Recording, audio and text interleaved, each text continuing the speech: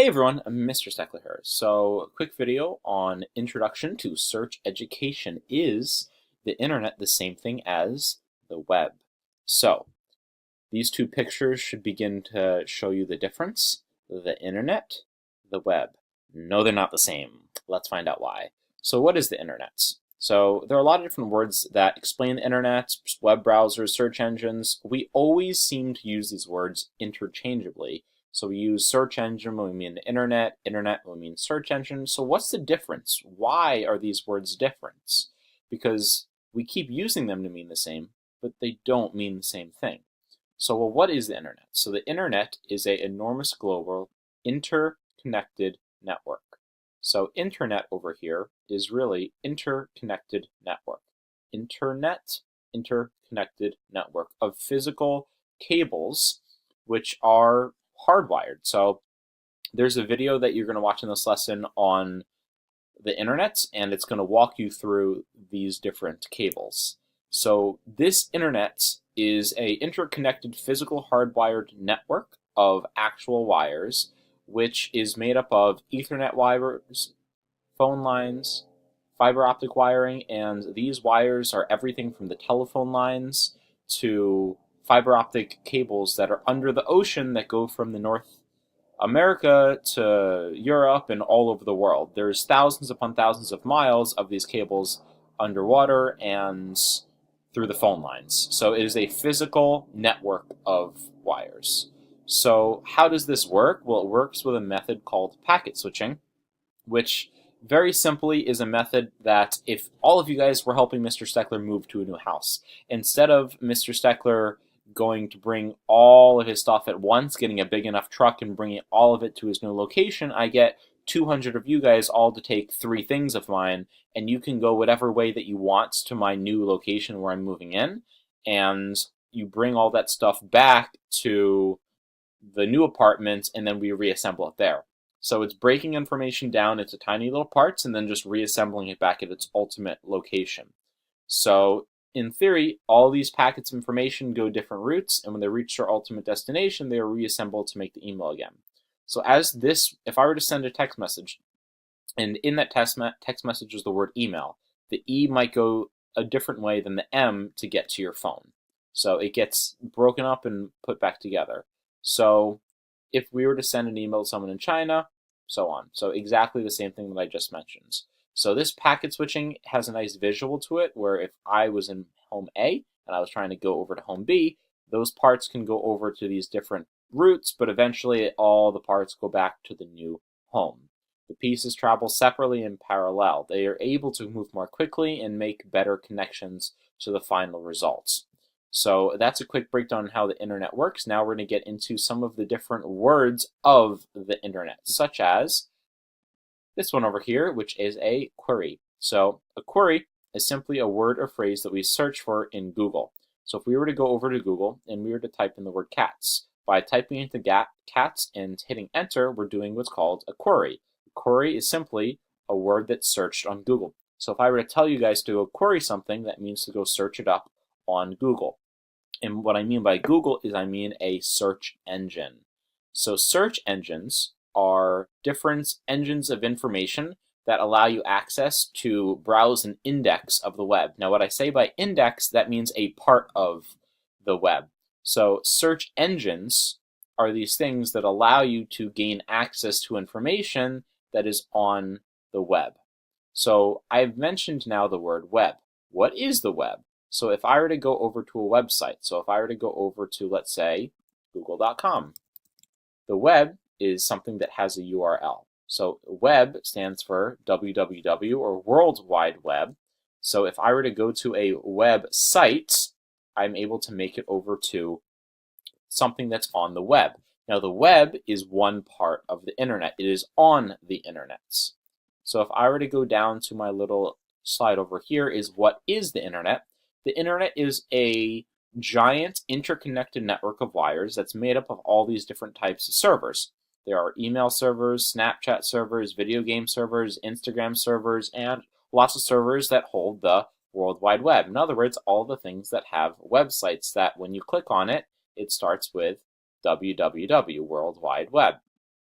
So this entire internet is the entire interconnected network. The World Wide Web is just one part on the internet. And part of the reason that you know that it is only one part of the internet is, let's say, you know this, the visual email servers is separate from the World Wide Web. So if I were to go to my email and I were to try and search up an email, so if I were to type on Google, which is part of the web, and I was to type in email Mr. Steckler sent to Mrs. Davila,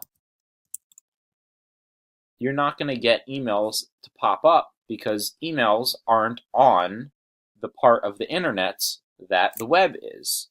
I'm not going to find anything over here because if you look at the picture, email is on a completely different part of the internet than the World Wide Web is.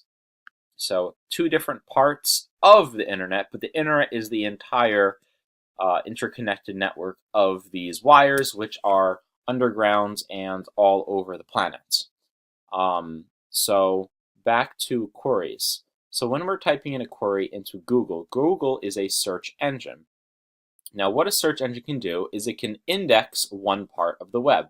So if I were to go over to Google and I were to type in visible web, the visible web is the part of the web where if you type it into a web browser, you're actually going to be able to find it. So everything that appears on Google is part of what's called the visible web. Now on the other hand, there's another part of the web that you guys probably know as like the dark web. The dark web doesn't exist. So the dark web is a nickname for something called the deep web. Now the deep web is a part of the internet that cannot be found on Google. So for example, if I were to show you one of the videos for today's lesson, and I'm going to go over to YouTube right now. So give me 1 second. Okay, so I'm on my YouTube channel, and this is the behind the scenes of video editing. So you guys just got these two videos over here added to today's lesson. Now I've done something where for one of them I've marked it as unlisted, and one of them I've marked it as public. So what I'm going to do right now is I'm going to mark both of these guys as public, which means that anybody can search up the video and they're able to watch it.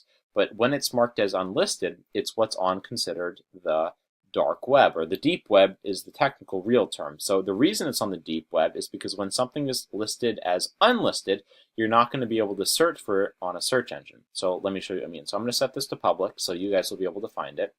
So if I were to type in 2.1 how Wi-Fi travels, while set to public, the video is visible to everyone. So if I were to go over to YouTube and I were to Google this, and I'm going to have to wait for it to update, but because I just switched it over, but it should show this as public. So let me do one that's already set to public. So electricity and Wi-Fi travel speeds.